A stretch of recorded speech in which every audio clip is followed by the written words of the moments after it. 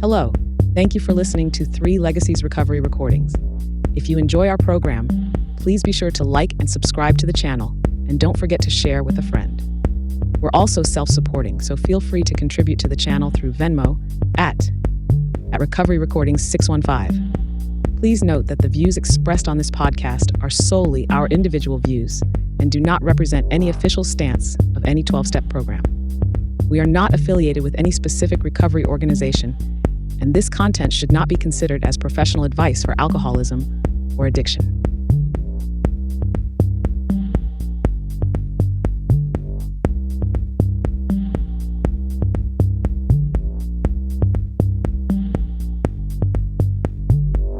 Hello, everyone. Welcome to 3 Legacies Recovery Recording Podcast, where we explore the ongoing journey of recovery and the spiritual growth that comes with it. My name is Paul, and I'm your host. Today is Saturday, November 15th, 2025, and this is episode 81. If you'd like to reach out to us, you can reach us at recoveryrecordings615@yahoo.com. You can also find us on our private Facebook page. It's Recovery Recordings Podcast. Get on there and send us a request. We'd love to add you. You can also find us on other major platforms, Audible, iHeartRadio, Podomatic. We've got some really cool stuff coming up this upcoming week. This Wednesday, November 19th, Sam G. from Nashville, Tennessee. We're going to do an episode on, we're calling it Emotional and Mental Disorders. Many of them do recover. Then the following week, next week, Jack W. from Carbondale, Colorado. Wednesday, that's the 26th. We're going to do an episode. We're calling it Deep and Effective Spiritual Experiences. Super excited about that. Our prayer today is that something spoken here touches someone's heart, draws them closer to the Spirit, and helps them receive the strength needed to keep moving forward towards healing, hope, and renewal. And super excited about this morning's guest. We had this guy on the show back in March. I can't believe it's been that long. It's been March 8th. And if you want to go back and check it out, if you like what you hear tonight, you can go back and check. It's episode 16. We had done a random episode where literally I had reached out and tried to get a hold of Dave a handful of times. And finally we contacted him like 10 or 15 minutes after we connected. We were like, man, let's do a podcast. And then it was just a random, my wife was out of town that day. So we had the freedom to connect. So yeah, it's Dave F. from Flower Mound, Texas. How you doing, buddy? Doing wonderfully well. Appreciate the opportunity to come back and share with you again. Yeah, this is wonderful. For the listeners, Dave had, when we were talking on the episode, he covered so much stuff in that short amount of time. And one of the things that he talked about, or he didn't cover it technically, we had spoke about a lot of stuff. And one of the things that he talked about was the 12 daily prayers, meditation, and vision. And I had never heard of this. And so you ended up sending me some recordings. And if y'all like to listen to some of Dave's some of his talks, originally how I originally heard of Dave was he does an emotional sobriety workshop with Mark H. and from Austin, Texas, and they did that back in 01 or 02, was it, Dave? Let's see. Emotional sobriety would have been, I think, 01 was Fellowship of the Spirit in New York, and then the emotional sobriety was the follow-on series up at the Wilson House. So that would have been 02. Yeah, nice. And so I had originally heard of you or heard you through that. Man, when I first got sober, I remember I was just so intrigued by those workshops. Also, Dave has for the description of what we're going to be covering today, or in the description of this video, we're going to have some worksheets that Dave has that I'm going to put in the description, so you can, when you listen to this, you can get along, follow along with us and with his worksheets. Also, he has a FOTS, was it 2019, Northern California. Yeah. If you go on, all you got to do is type in 3 Legacies Recovery Recordings, Dave F. FOTS 2019, and I think it's like 8 or 9 videos, a workshop that he did where he goes through the whole big book. And also in the description to those, there's also his notes. So go on there and check it out. It's this work right here is changed my life, Dave. Let's talk about just before we start. Like, how did this whole 12 daily prayers, meditation, and vision? Like, is this something that that was shared with you since, like, when you first got sober, or how this come about? Well, before you jump into that, let me say one more thing about FOTS real quick. Fellowship of the Spirit 2019 was actually a workshop that I wrote for a guy who was in Central Africa. He was 350 miles from the closest AA meeting, and he reached out to me on an email, and he said, "Hey, man, there's no AA around here. Uh, I'm dying on the vine. Help me. How can I get some help?" And the local library had dial-up internet service, the old-fashioned modem, the beep beep boop boop boop, bing bing bing bing, that old system. So he did have internet that he could get access to, and so I wrote Fellowship of the Spirit 2019, and I actually wrote some inventory real quick. I created a PowerPoint. I wrote a study guide. So there's a complete set of notes on how to take somebody through the 12 steps. There is a PowerPoint presentation, and there's the audios. And so literally, all the guy needed was the internet and a big book, and he could take himself through the 12 steps. And he did that. And I haven't talked to him in a while, but the last time I talked to him, he was still sober, and he had found a couple other people, and they were getting ready to start a meeting in where he was. And so it's about a complete workshop as I've ever done. I tried to cover everything, and then I covered the 12 daily prayers in that workshop as well. So there's a lot of notes, a lot of references, and because of that workshop, people like to go to a lot of big book workshops. What I find is when people go to big book workshops, they don't ever do the work. They just listen, get some knowledge, and then they go parrot it at their local A meeting to sound good without ever having done the work. So since 2019, I've turned away from doing big book workshops. Now I do retreats where we actually do step work together and actually have a spiritual change.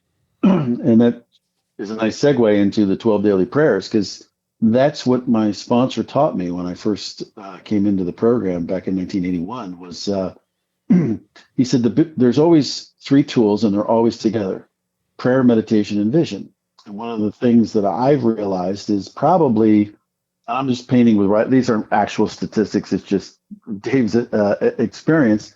I'd say probably 95% of the people in the program pray in one form or another, whether to what they're praying is completely various. It's across the spectrum, but most people pray. Meditation, I would say less than 5% meditate. Most people don't know how to meditate, and they try to do Far Eastern meditation, what I call mushin, the mind of no mind, where they try to clear the mind. Well, for most of us, that doesn't work because we got the chatter of 1,000 monkeys going on in our heads. Trying to clear your mind and just sit quietly is agonizingly difficult, especially when we first come into the rooms. But that's not the kind of meditation that Bill Wilson taught. He taught guided meditations where you focus on a certain thing and you see how it works out in your mind. And then vision is the piece that's absolutely missing. I would bet that it's less than 0.1% of the people in the rooms of recovery these days do anything about vision. I've actually had people come up to me with 30 plus years of sobriety and say, "Where are you getting this vision crap?" Yeah. And I go, "Right out of the big book. It's all over the big book. As a matter of fact, we have an entire chapter. It's called A Vision for You." Vision's an integral piece of recovery.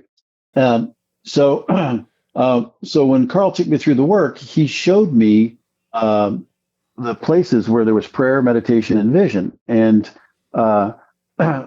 he didn't call it the 12 daily prayers. That's something I came up with because I realized when I was maybe 15 years sober that there was actually 12 of these things, and they were all together. And the first one is technically, it's not in 10 and 11. It's actually in step 9, but it's a daily thing. And which is another piece of that I find is funny because I've had people I had a lady come up to me. I was doing a talk in Boston, and she had like 45 years, and she came up to me and started giving me some hard time. And she goes, "Where do you get this daily prayer and meditation stuff?" And so I showed it to her in the book, and she goes, "Yeah." And then she went after me about because I talk about the 12 steps, the 12 traditions, 12 concepts, and 6 warranties. And she also said, she goes, "I've worked the 12 steps. I've heard of the 12 traditions, but this 12 concepts and warranties, that's a bunch of crap. I'm in here for 45 years."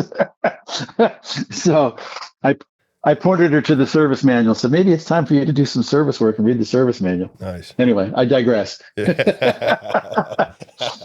I don't know if I answered your question. What was your question? No, yeah, you just answered it. Yeah, no, yeah. I was Okay. so Carl was your first sponsor. Is that what you're saying? And Yeah, how long Carl was Carl? out. Gosh, I worked with Carl for about 5 years, Nice. and then one day Carl just disappeared. It was really weird. I was working for him, as a matter of fact, and every day at the end of work, I'd say, "Where are we going tomorrow?" And he'd say, "Oh, we're going over here. Meet me over there, whatever the address was at whatever the time was. We're doing construction." And I said, "Okay." And then it was a Friday, and Carl said, "I said, hey, where we working on Monday?" And he goes, "I don't know. I'll let you know." And I went, "Okay." And Monday came. I called his house and no answer. And I was like, "Where the hell was he?" And Carl had been complaining for quite a while about how AA had changed and how people were using it. He called it a dumping ground. So people were just dumping their problem du jour in the meeting. It really bothered him. And people weren't talking about working the 12 steps, and people weren't talking about recovery and spiritual awakenings and the things that he felt like he wasn't getting fed. And so Monday comes rolling around. I'm calling Carl, nothing. I'm like, "Oh, I guess we're not working today." Tuesday, I'm calling, nothing happened. So I get in the car and I drove over to his house, and his house was empty. And Carl just packed up and moved. And it took me a while to track him down. I finally tracked him down, and he'd moved up to northern New Jersey, out in the middle of nowhere, up near High Point, a couple hours away from where we were living at the time. And I said, "Carl, what happened?" And he says, "Well," he said, "I know your loyalty." And he goes, I didn't want you to follow after me." He says, "It's time for you to plant yourself and spread your own wings and chase after your own goals. Because working for me is a dead end, and I know your loyalty because you feel like I saved your life." He goes, "You'll never leave." And and I think hindsight, looking back on it, he was right, because he was like a father figure to me, and he saved my life. And so I had this tremendous loyalty to him. And so he had moved away, and then I went off to college, and because I drank my way out of college initially, and so it was time to go back to school. And so that's what I did, and I took on my own path. So I think it was about 5 years, 4.5 to 5 years before I found a new sponsor. And the other day I was thinking about it. I think I've buried 8 sponsors. Wow. Wow. Sobriety. Man. And you're That's 40, what happens when you get 43 sober. years? If I can stay sober another 2 weeks, I'll have 44. Wow. Nice. Yeah. What is your sobriety date? What is it? December 5th, 1981. Nice. Wow. Yeah. Man, that's powerful. Yeah, so I love the fact that it's and see, I've mentioned this on the last episode we did.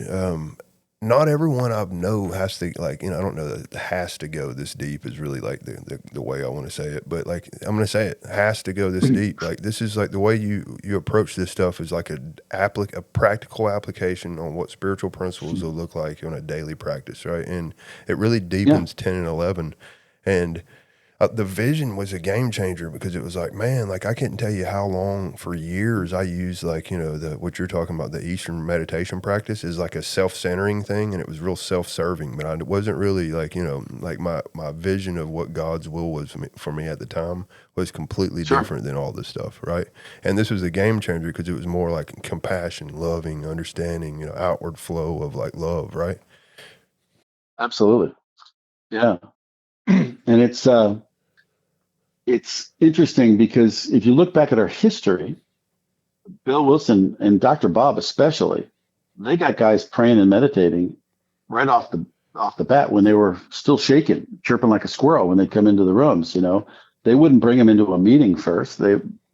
Dr. Bob would take them upstairs and take them through and start talking verbally. They start doing the 6 steps of the Oxford group and talking about God, and they'd get on their knees and they'd have this initial experience. And so I went through a period that when I would start working with a guy that I wouldn't get to 10-11 until we got to 10-11. And then I realized, well, a lot of them would go out and relapse. When you get a guy that's first coming into the rooms, he wants relief. He needs relief. And the relief comes from a relationship with God. Once you realize it, that, if step 1, you're powerless, you need a source of power. So why would I wait till I get to step 10 to start offering this guy to go seek a source of power? So now one of the things that I do, I don't care whether you're, an hour sober or 15 years sober, when you come to me and we start working together, very first thing I do is I start teaching the first prayer of the 12 daily prayers and get them started on that. And the technique that I found that works the best, because there's 12 of them. If you try to sit down and do all 12 prayers, if you don't know what you're doing, it's going to take you 45 minutes to an hour the first time, and you're going to get burned out and go, this is a waste of time. I'm not doing it. So what I tell guys to do is start with prayer number one, do the prayer, meditation, and the vision for prayer number one, and do that for a week. By the end of the week, you'll have it down. You'll have it cold. Now, week two, we just add in prayer number two. So you're doing 1 and 2. Week 3, you're doing 1, 2, and 3. And by the end of 12 weeks, the guy's doing all 12 prayers, and they're seamless by that point. He's figured it out, and it works really well. The other thing, you mentioned that there's a handout that I created just because it's easier. Nobody ever bothers to read the instructions to the handout. And it says in the instructions, do not replace your big book with this handout. I find that guys that have trouble with the 12 daily prayers, they're relying solely on the handout. The handout is just an idea to try to give you some understanding of what's in the book. One of the things that Carl first taught me was never let anybody read your big book for you. That's why whenever I put anything together, I always give the page and the paragraph of where it comes from out of the book to drive you back into the book so that you have your own experience with what's in the book. Nice.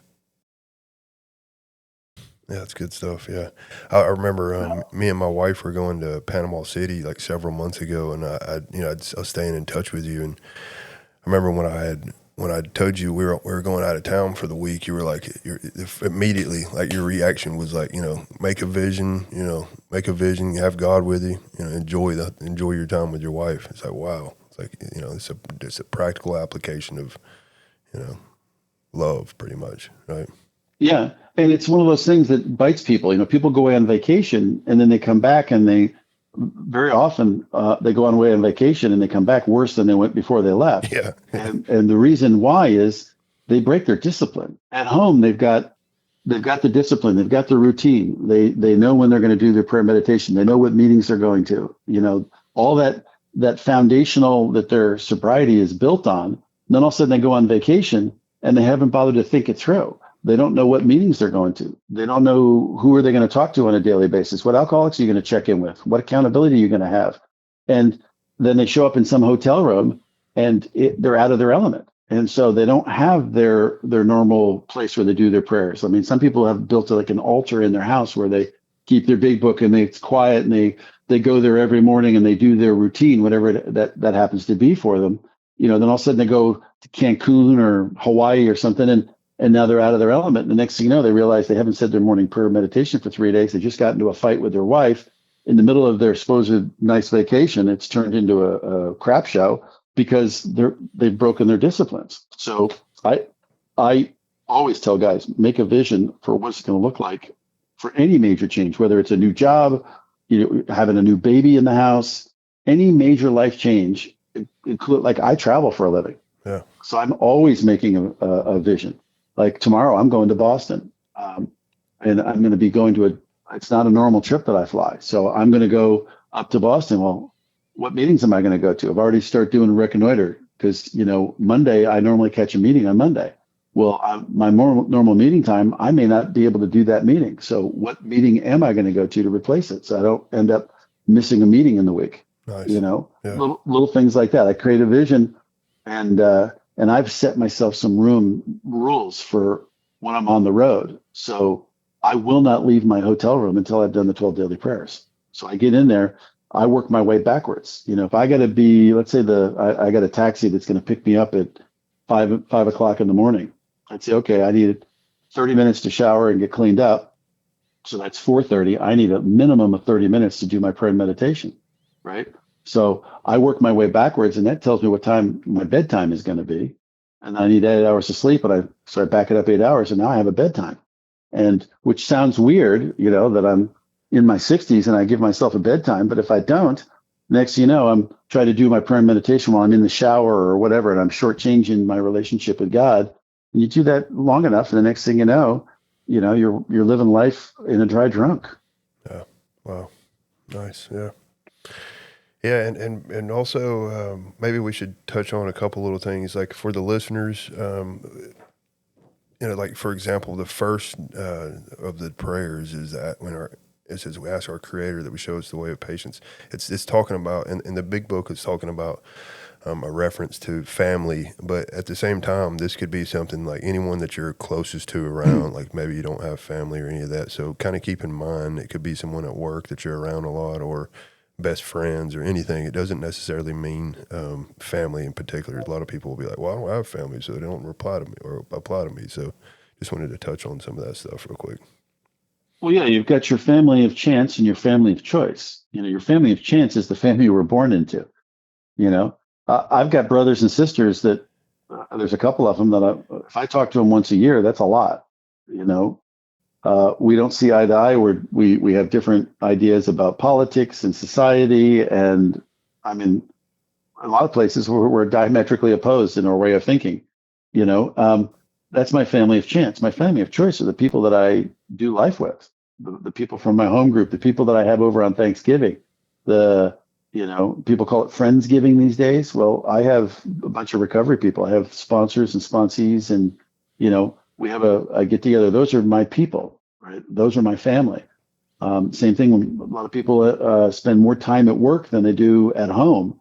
So the people at work, you do life with those people. You're seeing them 8 hours a day. Very often, those are some of the relationships you have the most time invested in. So when somebody has a new grandchild or whatever, you bring them a baby gift to work, that kind of stuff. Those are family members. They're just not blood relatives, but they're who you're doing your life with. Same thing with church. That's your family. So it's a whole different concept. It doesn't just mean, genetically related. It's who you're doing life with. Nice. And I do the 12 daily prayers for anybody that I know that I'm going to run into that day. So I create a vision. So if I'm going to go to the dentist, that's out of my norm. I only do that every, 3-6 months, maybe, however long you go there, right? Yeah. I'm going to go to the dental office. I know there's going to be a lady at the front desk who's going to check me in. That's not a person I normally interface with, but I'll create a vision for how can I make that person's day better? Because I know I'm going to go see her. Every day I go to work, I work with different people. I almost never work with the same people on a regular basis. So I created kind of a generic vision. And for those of you who don't know, I'm an airline pilot.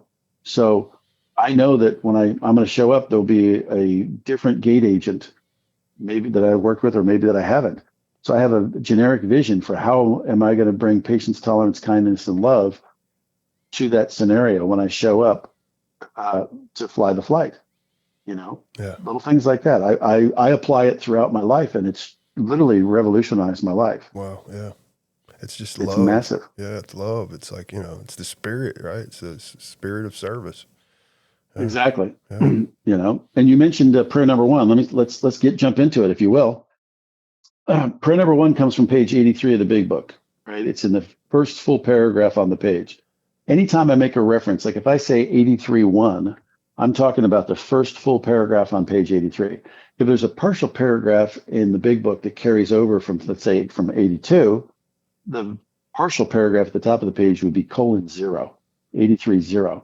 And first full paragraph is 83:1, second full paragraph is 83:2, and it makes it easier for people to find and kind of narrow down where you're talking to. But where I'm talking about is 83:1 today. And the instruction in the big book starts with, so we clean house with the family, asking each morning in meditation that our Creator show us the way of patience, tolerance, kindness, and love, right?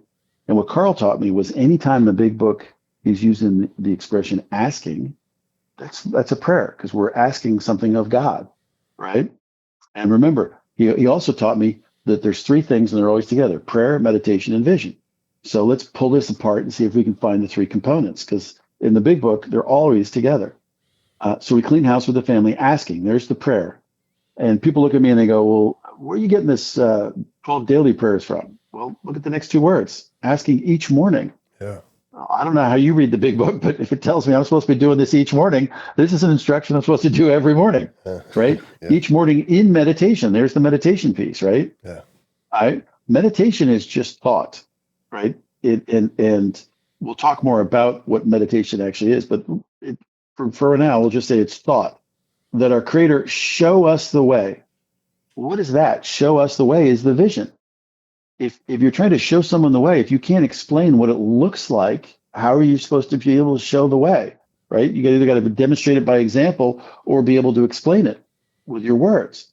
Show us the way of patience, tolerance, kindness, and love, right? So if I'm the tornado roaring through people's lives, right, as it says in the big book, I always ask when I'm trying to explain this to somebody that's new, I say, if you're the tornado roaring through people's life, who's the first person you hit? Right? In my life, the closest person to me is my wife, Brett. So I would start with her and I'd say, okay, God, what does it look like to show Bren patience? Right? And what usually shows up in my mind is when I'm not patient. So I'm trying to think about patience. And what pops in there is like yesterday, let's say, for example, she came in and I was busy doing something and she walked into my office and she starts talking at me because she thinks she's got my attention when she doesn't. I'll turn around and go, what? Yeah. I'm kind of curt and short with her. That's not patient. That's impatient, intolerant, unkind, and unloving. It's a colossal failure. Yeah. So if the way I tell people is if that exact same scenario were to happen again today, instead of going, what? Instead of you look at her and go, yeah, baby, what can I do for you? There's a vision that you can see completely different, a completely different way of behaving.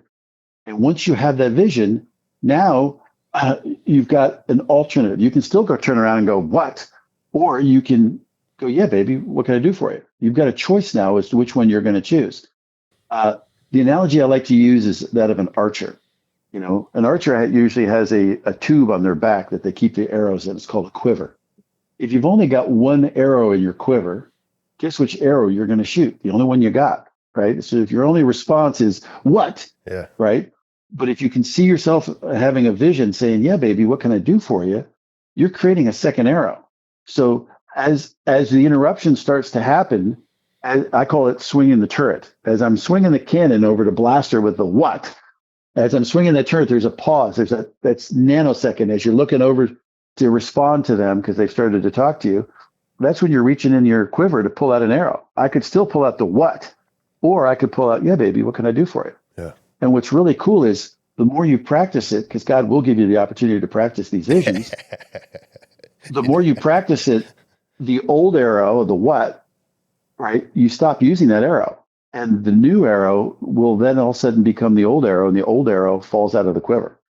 And you'll just start behaving naturally in a kinder, gentler, more patient, tolerant, kind, loving way. Nice. It's really cool. And people always say, well, how do I get rid of my character defects? You can't. Right? God removes the character defects you're not supposed to have. Yeah. But you can see a different way of acting, and you start acting that way, and you can teach yourself better behaviors, Yeah. which will counteract the character defects. Nice. Yeah. Wow. Yeah, it's really, really a cool thing. Replacing it with Does an that make asset. sense? Yeah, absolutely. Yeah. Yeah. So I do that for patience. I do it for tolerance. I do it for kindness, and I do it for love. And here's one of the things that most people don't know. There's a great book called The Five Love Languages, or it's The Five Languages of Love. I forget which one it is. But that book was profoundly changing for me because one of the things that it talks about in there is most people speak in their own love language, right? One of my personal love languages is physical touch, so my wife will come in and she'll run her fingers through the back of my hair. I feel like she's loving me at that point, right? It's absolutely, I eat that up. Well, my wife's love language is not physical touch, right? So if let's say my wife's cooking dinner and I want to, I'm in a mood to show her that I'm loving towards her. Very often while she's cooking at the stove, I'll walk up behind her and I'll take my hand and I'll rub her back between her shoulder blades. Now, the message I'm trying to transmit is, hey, baby, I love you. But that's not the message she gets because it's not her love language. The message she gets is, oh, he must be horny. That's not at all the message I'm trying to transmit, And I learned this lesson because one day I was spackling the ceiling. And it was one of those days where it was like 8 hours into a hard, you can smell yourself and man, I need a shower. I stink, right? So I'm spackling, I'm stinky, I'm covered in sheetrock dust, I'm filthy. She walks in the door and she goes, man, I really feel loved by you. And she turns and walks out. And I'm standing up on the scaffold and I'm scratching my head and I'm like, what in the hell was that? I had no clue. And that's when I discovered that her love language is acts of service. Yeah. She had wanted me to do this. And by me doing this honeydew item that had been on the list, which was no big deal, it just took a little time and intentionality. She saw that as me loving her. I thought it was me just checking off something on my list. And that's when it really solidified for me. I got to love my wife and her love language. So it's part of what I have to do is figure out each person I'm going to interact with, what's their love language? Because it's probably more than likely not the same as mine. Yeah. Right. Right. So then I go to who's the next person I'm going to hit? Next person I'm going to hit is my son, Noah. Right. Because he lives with us. So I have to do the same thing. Patience, tolerance, kindness, and love. And then I spiral that tornado further out. Well, I'm going to work today. So who am I going to be working with? I create the vision for the people that I'm going to run into, the gate agent and the other pilots that I'm going to fly with. Right. Or if I'm going, let's say, to the dentist, like I discussed, I'll do it for the dentist and I'll do it for the admin person, the secretary at the front desk.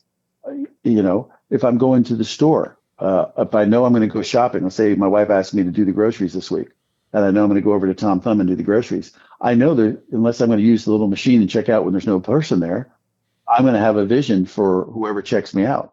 As a matter of fact, a lot of times I'll choose not to do the self checkout to get in line, even if it takes me a few minutes longer, just so I can, as an exercise for myself, to interact with the person that's going to ring out my groceries. Nice. And so one of the things that I'll do is I'll look at their name tag and I'll say, "Hey, Susie, how you doing today?" And she'll go, "Oh, I'm fine." I'm like, "Oh, no. Really, how are you doing? How's your day going? Have people been nice to you today?"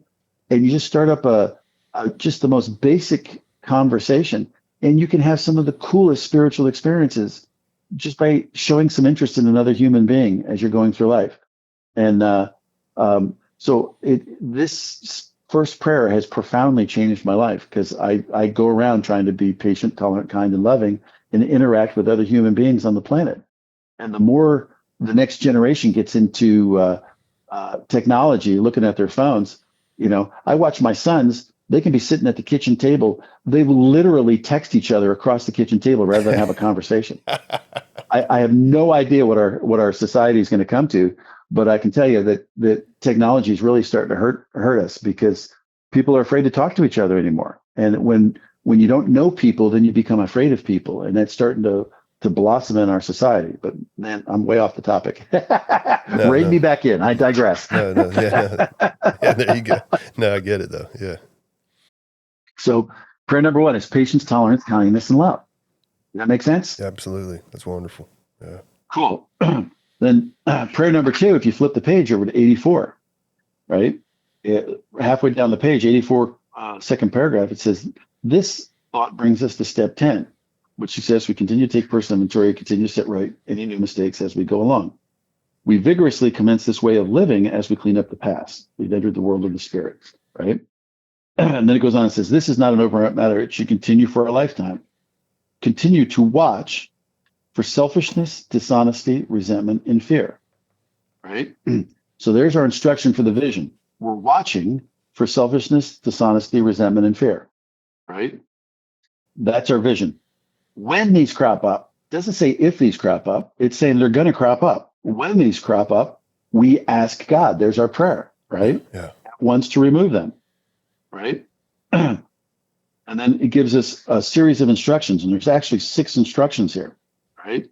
So when these crop up, instruction number 1 is we ask God to remove them. Number 2, we discuss them with someone else immediately. Number 3, we make amends quickly if we've harmed anyone. Number 4, we resolutely turn our thoughts to someone we can help. Number 5, love and tolerance of others is our code.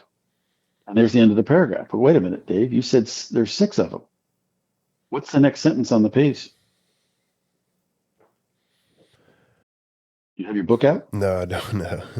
Oh, okay. I've had the start of the very next paragraph is really unusual. It starts with the word "and." How often does a new paragraph start with the word "and"? And we've ceased fighting anything or anyone, even alcohol. There's number 6. Right. So there's 6 instructions. Right. This is the spot check inventory that people talk about in the program. Right. As we go through our day, we watch for selfishness, dishonesty, resentment, and fear. Right. So I create an image in my mind. Right. And it says we watch. Who's the we? Right. It doesn't say Dave watches. It says we watch. I'm supposed to be connected to God, right? And so part of my prayer in the morning is, God, please fill me with the Holy Spirit and reveal to me when I'm being selfish, dishonest, resentful, or afraid. Yeah, because there's really Show no that hope to in me. that unless he's involved, right? Or else Exactly. or pain, right? Pain. But Yeah. yeah, Because we've all had the experience. How often have you gone through life asleep thinking you're awake? yeah, You know, yeah, uh, have you ever driven home? There's like 5 or 6 routes you could take. And you've driven home and you pull into the driveway and then you think about it and go, geez, how did I get home? yeah, You're so asleep that you can't even remember how you actually were driving the car. Talk about dangerous. But most of us have had that experience, yeah, yeah, or you walk into a room to go get something and you're standing in the room and you're going, why am I in here? That's a direct indicator that you're not consciously connected to God and you're not awake. You're walking through life listening to the chatter of a thousand monkeys in your head, yeah. Not right? present. Yep. So if I'm capable of doing that, how am I supposed to watch for these things? So I ask God to help me, to reveal it to me through the Holy Spirit, right? Yeah. And the other thing that I've started to notice, and this is kind of an advance for somebody that's been doing it for a long time, is for me, I call them road signs. There's physical manifestations that will warn me, right? If I'm being selfish or dishonest, right, there's a tension that crosses across my chest. The hair stands up on the back of my neck. My face will flush. Those are all physical manifestations. So I may not realize that I'm off the beam spiritually, but I might notice the physical manifestations, like I'm feeling some tension in my chest. The other thing that I've noticed is very often the tone of my voice will change, right? If I'm starting to get angry, anytime I can catch one of those, I can slam on the brakes. That gives me an opportunity to go, oh, wait a minute, you know, am I being selfish? Am I being dishonest? Am I resentful? Or am I afraid? Which one is it? Right? And then I go into these 6 instructions, and then boom, and that's what I see. Right? For my vision, I create the vision. God help me to watch for these things and know when I see them, what am I going to do? And I get a vision of seeing myself going. And the hardest one for me is making the amends. So let's say you're at work and somebody says something and you get your feelings hurt, and you're thinking to yourself, what an idiot. Right? And then you realize, wow, that was really selfish of you to take that stand and not see it, the other person's position. And you realize that you were off the beam. Yeah. Right? Yeah. Now, do I have the guts to look at that person and say, when I said that to you, I was off the beam and I'm really sorry. That was inappropriate. I regret that I said those words to you or that I took that attitude with you. Do I have the guts to do that? Not on my own accord, I don't. Yeah. But if I've said my prayer number 2 in the morning and I'm working on this, then yeah, I will actually take those actions. I'll do the things that I'm supposed to do, as uncomfortable as that is. And that's why I call these things advanced sobriety. Nice. Yeah. It's really emotional sobriety. That's where it comes from. Yeah. It's by doing the hard work. Once you see it, because there's part of me like, they know me, it'll be okay. And my ego just wants to co-sign it. Yeah. Right. But that's not what the program teaches. Yeah, and I'm a super sensitive person for the most part. Like unless it's a situation where obviously I'm asleep, which happens, right? But, sure. Yeah. But I'm a super sensitive person, so like when I'm connected, like when I do something like that, my conscience will let me know like that's not right. You definitely got to take care of this. You got to fix this, right? And 'cause it's just so uncomfortable for me. It's just ridiculous, right? And sorry, I don't have my book with me. I've got to pay attention to the software because I've been having issues with it, so I don't want to. It's all right. My Carl would kick your butt. Yeah. He used to always tell me, don't you go anywhere without a big book. The book's right beside me. I got to keep eyes on this software. Yeah. That's all right. Yeah. And for those of you that are, that are looking at the 12 daily prayers, right? People say, well, where does it say that you're supposed to do this every day? It says, this is not an overnight matter. It should continue for our lifetime. And then it says, continue to watch for selfishness, dishonesty, resentment, and fear. I don't know how you read that, but that tells me I'm supposed to be doing this for the rest of my life, which makes it a daily process, right? And then you flip the page, and you go over to 85, right? And on 85:1, it says we're not cured of alcoholism. What we really have is a daily reprieve contingent on the maintenance for a spiritual condition. every day, to me, that's a daily instruction, right? Every day is a day when we must. Wait a minute, I thought there was no musts in AA. This book is filled with musts, right? We must carry a vision, there's the vision, of God's will into all our activities. And then Bill Wilson actually gives you the prayer. How can I best serve thee? Thy will, not mine, be done. Right? There's your prayer. These are the thoughts which must go with us constantly. We can exercise willpower along this line all that we wish. It is the proper use of the will. So prayer number 3 is carrying a vision of God's will into all your activities. Right? What does that look like? And that's where I go through my day and I kind of do a quick outline. Say, what do I got on my day? I got the dentist. Okay. I got to go to the store. I got that on there. And so I'm creating this vision of how am I going to bring God with me through this whole thing? I found it to be one of the hardest things to do consistently in the program. So one of the things that I've now started to do, I call it changing positions. Anytime I change positions, I try to think about what's next. One of my favorite TV shows was an old program for you young people called West Wing, about the West Wing of the White House, and with Martin Sheen. And one of his lines, whenever there was ever any crisis or anything, as soon as the crisis was over, he'd look at his team and he'd go, "Okay, what's next?" So that's what I do as I go through my day. Like right now, I'm in my office. When we get done with this podcast, I'm going to say, "Okay, what's next, God?"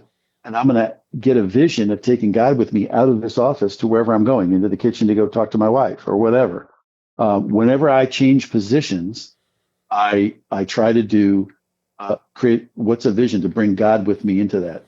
Otherwise, it's very easy. I mean, I'm capable in the morning of getting up and doing my 12 daily prayers. And 5 minutes later, I'm driving down the road, screaming at some other driver, acting like a lunatic. Yeah. Yeah. Talk about falling asleep quickly, right? Yeah. So, but if I know I'm going to get in the car, I create a vision. Okay, what it's going to be like to be patient, tolerant, kind, and loving while I'm driving. Oh, I'm going to let other drivers in. I'm not going to hog the road. Things like that. And I give myself little exercises. It sounds crazy, but I do.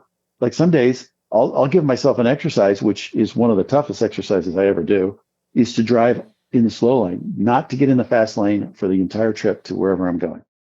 And here's another one. Drive the speed limit. Do not speed. I'm one of those people that, to me, the speed limit is 10 over. If you're not doing 10 over, get out of my way. You're in my way. I'm running around with my hair on fire. Because I grew up in the Northeast. I grew up in New Jersey. And everybody's really aggressive in the East Coast, driving like crazy people, beeping and swearing and, hand gestures, telling people they're number one, all that stuff. Yeah. So, now I live down in the Bible Belt. I live in Texas and here people, they'll even do things, I call it sympathetic blinking. The car in front starts to blink and they're going to turn right. They'll turn on their blinker so that the person behind them knows that somebody's slowing down to make a turn. Then they get to the intersection and they don't turn. They go straight. It happened at the intersection to my development yesterday with my wife. Was the guy has the right of way. He's in the lane and he stops his car and he starts waving at me to turn and make a left turn in front of him. Yeah. I'm thinking, dude, you got the right of way. What are you doing? You're stopping. There's not a stop sign there. What are you doing? He's just, they're different down here. They're just always, trying to be kind and loving. You don't normally see that in the Northeast. At least that's not my experience. Anyway, so creating a vision of bringing God with you every day in everything that you do. You were talking before the podcast. You said that one of the things that I said to you, that I've boiled down the program. I keep a laminated card on my desk, so I see it every day, and it says patience, tolerance, kindness, and love. What I want doesn't matter.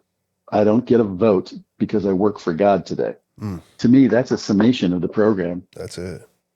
Right there. Yeah. And so if I'm working for God today, how am I going to be working for God today? What does that look like? And that, to me, is prayer number 3. I carry these visions of bringing God with me, right, going through life. And you can have some absolutely amazing experiences when you do that. One of my most profound experiences happened a few years ago, back when I was working in New York.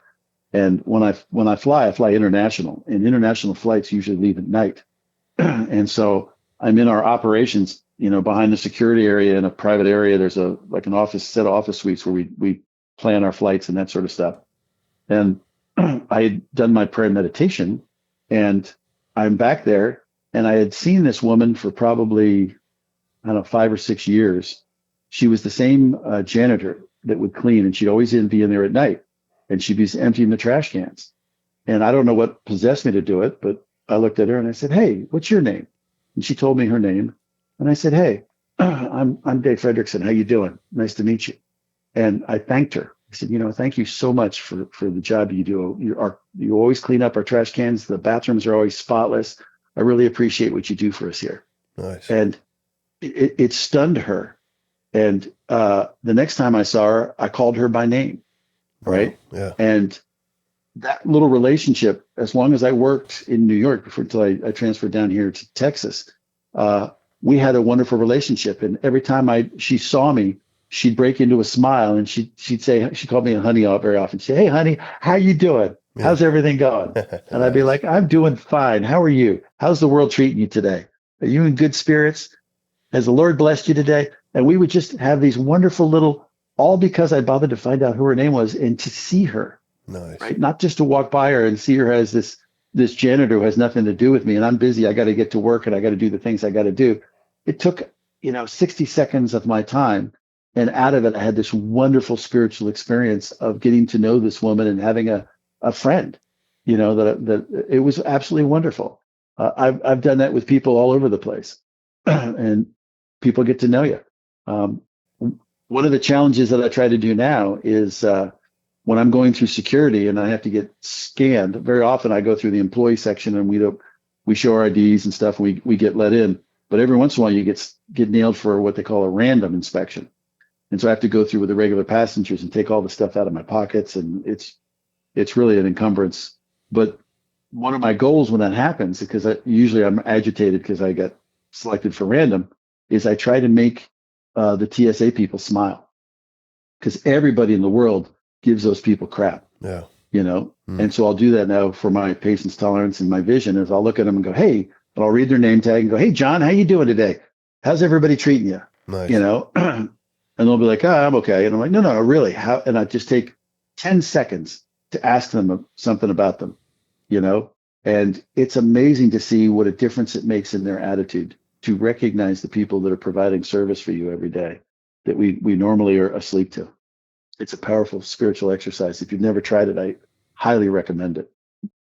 It can highlight your life. You know what I mean? Like it's one of, I love that. Oh, yeah. Our very lives as ex-problem drinkers depend on our constant thought of others and how we may meet their needs. I'll tell you, like sometimes I'll carry that and just be. I love like I'll be in I was at Starbucks a couple weeks ago, me and my wife, and there was an older gentleman behind the counter and a younger girl, and you could tell they were just having a rough time.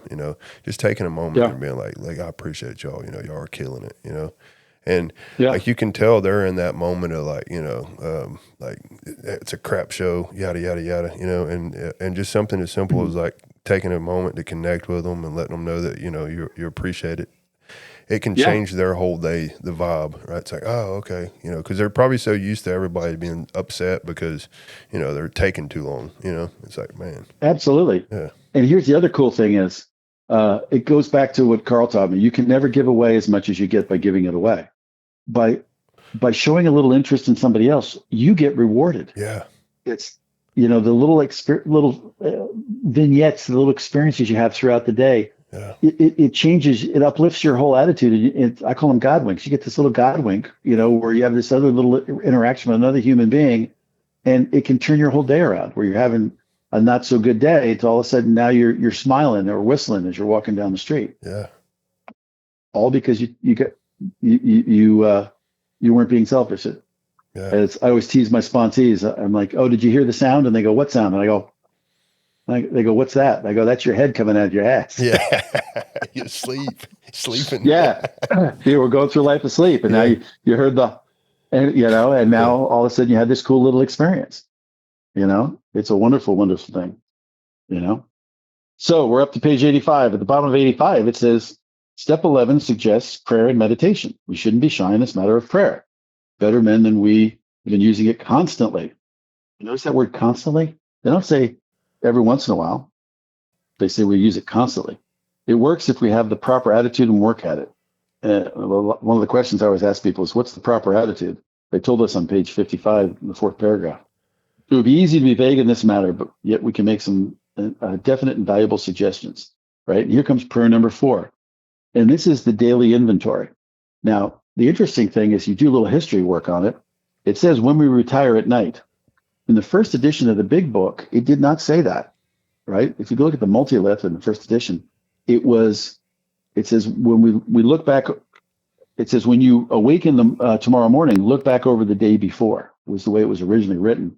And that was changed by the editor, right? And if you look at our history books, Dr. Bob and the Good Old Timers and Pass It On, the original 100, they weren't doing this at night. They were doing it in the morning. It was part of the Oxford group, what they called checking in the morning. So they would get in there and they would go through these questions, but they were doing it in the morning. So for the first 10 years of my sobriety, I did it at night because that's what the book said to do it, was do it at night. And and then I started reading our history books, and I realized, wow, the instruction, what Bill Wilson and Dr. Bob, they weren't doing it at night. So I switched it and started doing it in the morning, and it completely revolutionized my sobriety at the time.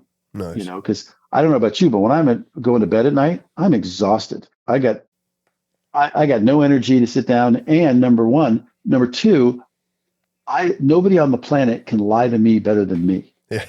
And so at night, I find that, I'll give myself all kinds of leeway. I'll co-sign my own BS. I'm not rigorously honest when I answer these questions. But in the morning, once I've had a good night's sleep and I'm getting up and I'm starting my day with God, I'm brutally honest, right? And so there's I broke these into 12 questions, right? And it goes through, were we resentful, selfish, dishonest, or afraid? There's 4 questions here. Was I resentful? Was I selfish? Was I dishonest? Was I afraid? Do I owe an apology? Number 5. Number 6, have I kept something to ourselves which should be immediately be discussed with another person at once? Number 7, were we kind? And I split this in half because the sentence says, were we kind and loving towards all? And what I found was I was co-signing stuff, because if I was kind, but I wasn't loving, if I answered yes to kind, I would say yes, and I'd move on to the next question. But what I would find is I'm almost always kind to people face to face, but I could be looking at you saying, hey man, how you doing? And in my head thinking, what a jerk, where I'm not at all loving. So I broke it into 2 separate questions. And by breaking it into 2 questions, I get 12, and I like 12. Nice. So number 7 is, was I kind towards all? And number 8 is, was I loving towards all?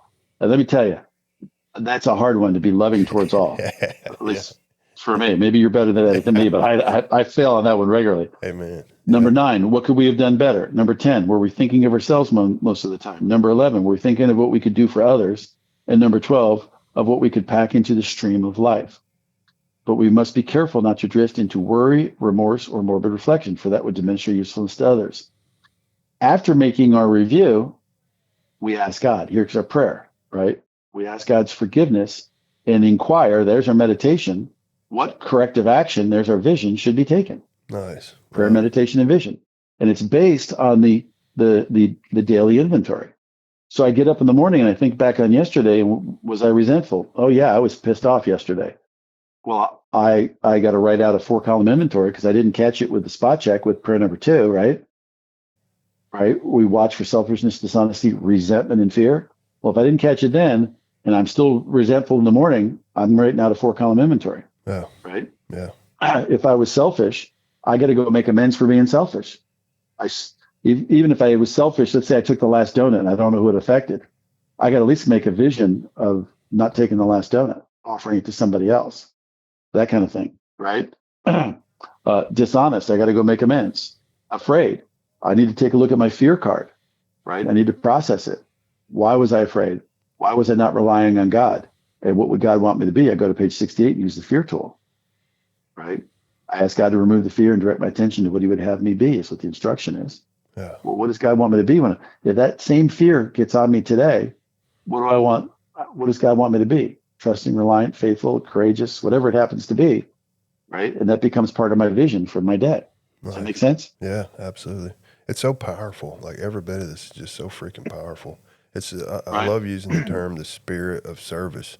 You know, it's like I'm doing Yes. God's work. I don't get a vote. Like, what would God have me be? You know, it's really like step 10. I mean, not 10, Yes. 10, 11, but it's really like, you know, what happens when you turn your will and your life over the care of God.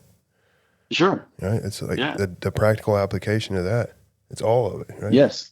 It's literally a practical application of your third step, Yeah. right? Yeah. Turning your will, what you want, and your life, every area of your life, over to the care of God, Yeah. which means God's a caring God. Mm-hmm. He cares about he cares about all of his children, not just you. Yeah. So you can't be selfish, Yeah. right? And he wants you to be the channel. I describe it to my sponsees that you're God with skin, right? God's not going to very often, at least in my lifetime, I haven't seen it. God doesn't come down and perform miracles in people's lives all the time, but he'll put somebody in your life that will create a miracle for you. Yeah. Who will bring just the right information or do just the right thing right when you need it, say the right thing, whatever that is. That's a little mini miracle. That's Amen. God with skin, Yeah. right? So that's prayer number 4. Next paragraph, 86:2. On awakening, let's think about the 24 hours ahead. We consider our plans for the day. And that's one of the other things. It says, on awakening, let us think about our 24 hours ahead. We consider our plans for the day. Well, if my plans for the day are to clean up the inventory for these mistakes from the questions we just answered, the 12 questions, why would I be doing that at night? Consider my plans for the day before I'm getting ready to go to bed. Yeah. That's another reason why I started doing it in the morning, because this becomes an outline. Let me clean up the mess I made yesterday before I create a whole new pile of mess. Yeah. Right. Yeah. And the cleanup comes from my answers from these 12 questions. Right. Then it says we consider our plans for the day. Before we begin, here comes the prayer. We ask God to direct our thinking, especially asking that it be divorced from self-pity, dishonest, or self-seeking motives. Under these conditions, we can employ our mental faculties with assurance, for after all, God gave us brains to use. Our thought life will be placed on a much higher plane when our thinking is cleared from wrong motives. Nice. Right. So I ask God in the morning, right, to keep my thought life divorced from self-pity, dishonest, self-seeking, or wrong motives. There's really 4 separate things there. And it's funny because when you ask for that, for him to divorce that technically, like and all those things that you're asking divorce from is what would block you from actually going through with the rest of these principles, right? I mean, Sure. you know, it's like, okay, I'm blocked. So if I have all that stuff going on, wrong motives, self-pity, all this stuff, generally I'm not considerate of others. It's all about me, how things make me feel. It's all about, I dictate everything I do based off how it makes me feel versus like what I can be of service with. Right. Absolutely. Absolutely. Then on 86:3, in the third paragraph, comes the next prayer, right? It's number 6. Here we ask God, it says, in thinking about our day, we may face indecision. We may not be able to determine which course to take. Here we ask God, there's another prayer, for inspiration, an intuitive thought or decision. We relax and take it easy. We don't struggle, right? So you're asking God for inspiration, an intuitive thought or decision. Well, in order to do that, you got to sit down and think, well, what's God want for me here? Yeah. What would be God's will in this situation? Right? And you meditate on that. And then once you think you have the answer, then you get a vision. Well, how am I supposed to do that? Prayer, meditation, and vision. Right? Yeah. Yeah. Powerful. Yeah. Over on 87:1, we usually conclude this period of meditation with a prayer that we be shown, there's the vision, prayer and vision, all through the day what our next step is to be. That we be given whatever we need to take care of such problems. You know, it's interesting. If you look at the original multilith, that sentence was written a different way. It said, we be given whatever we need to take care of every situation. I like the original multilith better than the way it's currently written now, because my life isn't just a veil of problems. It's a veil of situations. Yeah. I just don't know how they're going to turn out. So I ask God to show me how they're supposed to turn out. And then I get a front row seat to watch all through the day how they turn out. Yeah. It's, it gives me gratitude and hope. I mean, it's cool. Yeah. Yeah. Right? I love this whole situations thing. My first sponsor, in the beginning, everything was problems for me. And he had, what we started seeing over time was like, I needed these problems, quote unquote, which were really situations to help me grow closer to God, right? And Yes. so in that case, they're not problems. It's like my conceptions I have of God today is like he takes this stuff and utilizes it for my growth, my spiritual growth, and like connecting with him, Yeah, absolutely. The next sentence is another one of the prayers. We ask especially for freedom from self-will and are careful to make no requests for ourselves only. Right? Right there. Here comes another one. We may ask for ourselves, however, if others will be helped. We are careful never to pray for our own selfish ends. Right? Yeah. So or what is today is Saturday. So last night the Mega Millions was $1 billion. Wow. How many alcoholics were asking God to help them win the $1 billion? Right? Yeah. We're careful never to pray for our own selfish ends. And it's funny because the lie is we always lie to ourselves as well. I'll donate a lot of the money; it'll help other people. Yeah. When the reality is, we just want the selfishness for ourselves. Yeah. That's funny. But I digress. Yeah. Yeah. Yes. 87.2. We sometimes select and memorize a few set prayers which emphasize the principles we've been discussing. This is where I do the 3rd-step prayer, the 7th-step prayer, the 11th-step prayer, right? You can add in whatever you want. I do some spiritual readings because it goes on and it says to be quick to see where religious people are right? Yeah. Suggestions of these may be obtained from one's priest, rabbi, or minister, right? So I read Emmett Fox, or there's a whole bunch of I personally also read the Al-Anon daily readers because I came to my first Al-Anon meeting in 1976. I went to Alateen. My father made me go. Richard Rohr is another guy that I read. I mean, there's so many of people that there's countless spiritual people that you can add into your life. Yeah. John Eldridge. Right now, I'm reading a John Eldridge book. Which book is there's it? an Andy, the Eldridge book is Experience Jesus Really is the new one. Nice. From Eldridge. Nice. But there's a gazillion books you can add in there. Yeah. I do the 365 Tao sometimes. Yeah, that's I mean, great. Yeah. And I've studied it all, Buddhism and Shintoism and Taoism, and Yeah. I'm quick to see religious people are right just because they practice a religion that I may not. There's been wonderful things that I've learned, and predominantly they're all saying the same thing, right? Yeah. Love. Seek a relationship with a power greater than yourself and love your brothers. It's kind of the universal theme that runs through it all. And when you do that, when you seek God and you help others, and to put it in AA terminology, your life is a better place. And you stay sober. It's part of the byproduct, of doing this work. Yeah. All right. Bottom of 87 is prayer number 11. As we go through the day, we pause when agitated or doubtful and ask, there's the prayer, for the right thought, there's the meditation, or action, there's the vision. We constantly remind ourselves that we are no longer running the show, humbly saying to ourselves many times each day, here's another prayer, thy will be done. Right? He even gives you part of the prayer. Right? And then he tells us what you're going to get if you do this. We are then in much less danger of excitement, anger, fear, worry, self-pity, or foolish decisions. Nice. Here's a cool thing that I've noticed, and most alcoholics don't realize it. They're saying that excitement is dangerous. Most addicts and alcoholics that I work with, we're adrenaline junkies. Yeah. Right? Because you get an adrenaline dump. It's like chemicals in your brain. Right? Yeah. It's true. Well, excitement can be dangerous for us. Mm-hmm. Right?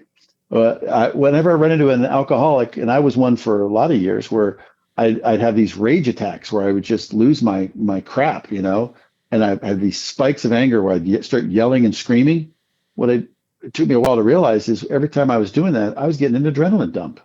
Nice. It was part of my addiction. Yeah. Mm-hmm. And what's the answer? Prayer, meditation, calm yourself down. And if you look at it, addiction is a disease of stress, right? And virtually everything in AA is about getting rid of the stress, right? We do inventory so we don't feel the guilt and shame, which just creates stress. We pray, which reduces stress. We meditate, which reduces stress. So it's all about reducing stress. you know? So anyway, I digress. Well, there's 11 of the prayers. Wait a minute. I thought you said there's 12. The 12th prayer comes from page 164, right? And it says on 164, our book is meant to be suggestive only. We realize we only know a little. God will constantly disclose more to you and to us. 64:2. It says, ask him. There's another prayer in your morning meditation, right? Once again, 12 daily prayers. I don't know how you read this book, but it's telling me to do this every morning in my meditation, right? There's the prayer is ask him, and they're saying in meditation what you can do each day for the man who's still sick. The answers will come if your own house is in order, right? And here's the interesting thing about this prayer. There's some days where I'm sitting there very arrogantly thinking about, well, who should I help today?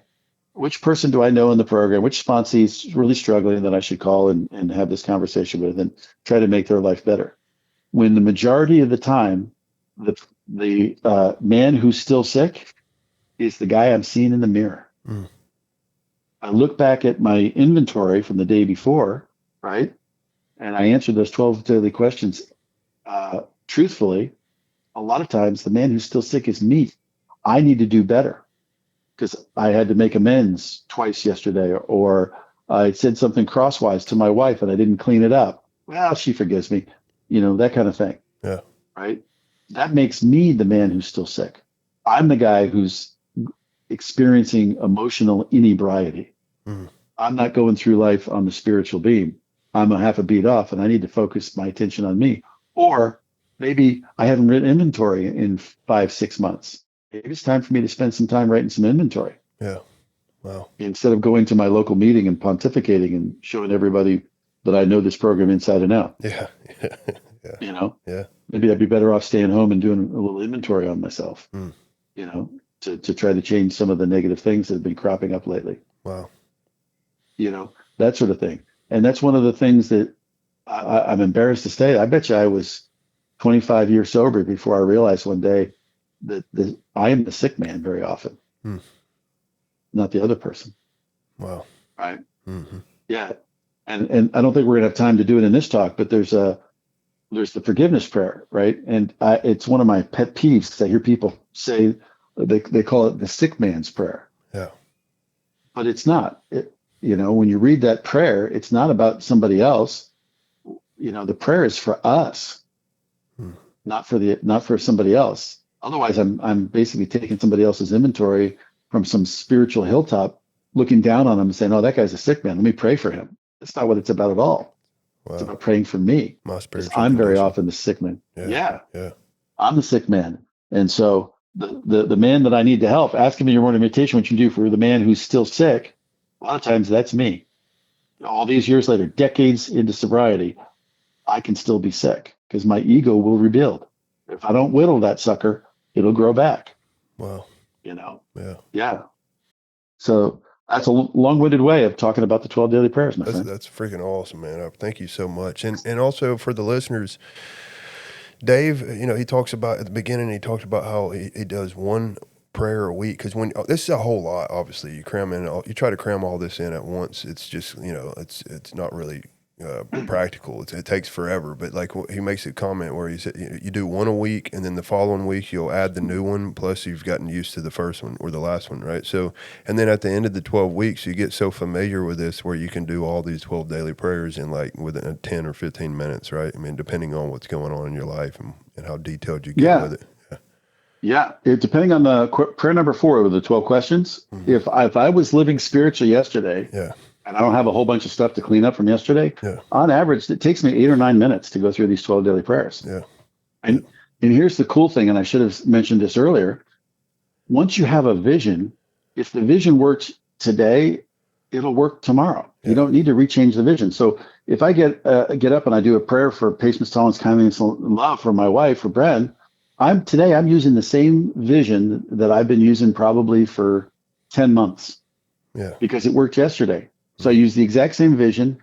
I just remind myself of it and I bring it in today. Nice. Now, eventually I'll screw it up. I'll do something. I'll say something. I'll get caught off guard. Then I'll have to tweak that vision because my ego figured a way to find a chink in it. Right. So I'll just I'll tighten it up. I'll just tweak that vision a little bit. And now, so you're not having to remake all these visions every single day. Now, except for like prayer number 3, where you're carrying a vision of God's will into throughout your day. Well, that you're just doing kind of an outline for your day. That's different every single day. But the majority of them, 1, 2, most of these visions, they're the same ones that you had yesterday and they work today. And that's one of the cool things about it. You're just kind of reminding yourself, hey, let me go do this. Nice. You know? Yeah. Wow. And here's another technique that I do personally, right? Is I'm prayer number 11, right? We're supposed to watch throughout the day, right? And we're agitated and doubtful. Well, how am I supposed to do that, right? So one of the things that I've started to do is I never miss. I call it grazing. I eat all day long. It's funny how selfish I can be. I never miss a meal, right? So I get up in the morning, I do my prayer and meditation. Well, let's say around 10 o'clock, I'm going to go grab something, maybe a donut or something. Well, that's what I call grazing. So before I start grazing, I look back and see the last time I prayed and meditated was a couple hours ago. How have I done from then until now? Have I been selfish, dishonest, resentful, afraid? Have I crossed anybody's bow? Do I have any tension in my chest? I just do a little miniature spot check then, right? Yeah. If it's all clear, good. If it's not, I have to go recenter myself with God, say the prayers again, get reconnected. Then at lunchtime, before I sit down to eat my lunch and stuff my pie hole and feed myself, I'll do another spot check. How am I doing since 10 o'clock when I had that donut, right? Yeah. Then usually around 3 o'clock, I'll get some caffeine. I'll drink and a little bit of sugar. I might eat a candy bar or a piece of hard candy or something, because it's usually my circadian low. That's when I start getting sleepy and feel like taking a nap. So I'll grab a cup of coffee and eat a little sugar. Well, at 3 o'clock, I do another spot check, and that carries me till dinner time. Dinner time, I do another spot check, right? Awake and aware. Awake and aware. Yeah, Yeah. Exactly. And so I'm doing that all throughout the day and rechecking. And sometimes I wake up and I realize, man, I've been sound asleep since 6 o'clock this morning. Yeah. When I first got up and did my morning prayer meditation until just now, I'm like, wow. I've got sponsees that set alarms in their phone, and their alarm goes off every 3 hours. They need to do a spot check. Yeah. Whatever works for you, you have to figure it out for yourself, but it's well worth the effort. Amen. Because, the true advanced sobriety is carrying a vision of God with you and being with God throughout the day. Yeah. It's literally the answer to all your problems. Nice. If you're connected to God, He takes care of the rest. My job is just to seek God. Yeah. And if I'm connected with Him, everything else straightens out, because there's one stream of life and it's God's stream. Wow. I don't need to cram anything into it. Nice. Man, this has been freaking awesome, Dave. Appreciate it. This is and for the listeners, you can go on, like we had mentioned earlier, if you go to the Three Legacies Recovery Recordings, the YouTube channel, and you just if you type in Three Legacies Recovery Recordings, Dave F. Fotts, it's NC 2019, or you could probably just put Fotts 2019. There's a whole workshop again, and the first talk on that workshop is Dave doing. Listen to the whole workshop first off, because he goes through the entire big book. Also, if you look at, like I mentioned earlier, in the description to any of those videos, there's his worksheets of him going through that, the big book, and also the first. There's 7 parts to that, and the first one is Dave actually. Going through his 12 daily prayer. He does it, I think it takes like 10 minutes or so to go through all these. And you talk about stuff that you had walked through or ran into in your life at the point. So go in and listen to that. I highly encourage everyone to just go check that out. Man, Dave, this has been freaking awesome, man. Thank you so much. Sure. And by the way, FOTS stands for Fellowship of the Spirit, FOTS. Yeah. One day, I told a guy, I said, hey, go to FOTS, look for FOTS 2019. He goes, FOTS? How do you spell that? That's awesome. Yeah. Well, man, this has been freaking awesome. I know we're both busy men. We'll stay in touch as usual, and we'll make another episode for the forgiveness prayer, and maybe just do some other stuff. Yeah, and if you're having problems with this, if you have questions, you can reach me at, I have an AOL email address, because I get emails from all over the planet. because I always put it on my recordings, but it's aadave1@aol.com. Don't forget the one. I feel sorry for AA Dave because you get some really bizarre emails from people in the program, but it's aadave1@aol. And I travel for a living, so if I don't get back to you in 15 minutes, don't get butthurt over it. I'll get back to you as soon as I get back from wherever country I'm in. I do respond to my emails. Wow, thank you so much, man. This has been powerful. I know it's played such a benefit, like played just a powerful part in my life, man. Like it just it's changed things. Like in the beginning, it was kind of like, I was always attracted to it since the first time I heard you talk about it, because I get kind of deep like that. I have like my mind likes to kind of get deep like that, and but like just practicing this stuff over the last few months is just game changer. Yeah. There's if I had to put a thing on it, the two things that have changed me the most in sobriety is the 12 daily prayers, and believe it or not, couples meetings. I've been doing AA couples meetings for, almost 40 years, and that's where you learn. You try to practice the 12 steps, 12 traditions, 12 concepts, and 6 warranties in your relationship. So not from my selfish perspective, so that I'm a better person, so that makes me a better husband in relationship with my wife. And matter of fact, that's how I raised my family, because I didn't know how to raise kids. So we use the 12 traditions in our family, and the concepts and the warranties. That's how we run. If you're at my house for any length of time, you're going to hear somebody say, "Hey, I have a motion." I'm, okay, we got a motion on the floor. Do I have a second? And then we run it just like a business meeting, and I'm the spiritual head of the household because I'm the husband, but I'm not in charge. I just get one vote. And let me tell you, my family votes me out of quite often. Yeah. Wow. Yeah. And we rotate our family. Our positions are rotation. Right now, I'm in charge of the garbage committee. I put the garbage out. Yeah. My wife's in charge of the finance committee, and those are rotating positions, just like the traditions say. So, this program I've yet to find something that the program doesn't teach you how to do and how to live life. Because I got sober as a teenager, and I grew up in the rooms, and you can't separate me from the program or the program from me, because it's what I live. And the largest part of that is the 12 daily prayers and meditations. It's revolutionized and made me a much better person. And that's typically how I end my conversations with my guys that I sponsor, is go make the world a better place, because you're in it, you're sober. And that means emotionally sober. Nice. And what makes me emotionally sober is the 12 prayers and meditations. Nice. Wow. Thank you so much, buddy. Appreciate you. Thank you for the invitation. Yeah, absolutely. We'll stay in touch, and we'll make some dates. Yeah. And for everybody that's listening, thank you for taking the time. If you gotten this far listening to this thing. And another thing I like to say is I love in each and every one of you, and there's not a damn thing you can do about that. Nice. You too, buddy. You too. All right. Have a wonderful day, buddy. You too. Take care. See you. God bless.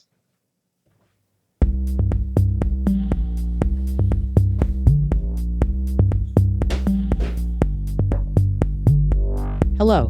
Thank you for listening to 3 Legacies Recovery Recordings. If you enjoy our program, please be sure to like and subscribe to the channel, and don't forget to share with a friend. We're also self-supporting, so feel free to contribute to the channel through Venmo at Recovery Recordings 615. Please note that the views expressed on this podcast are solely our individual views and do not represent any official stance of any 12-step program. We are not affiliated with any specific recovery organization, and this content should not be considered as professional advice for alcoholism or addiction.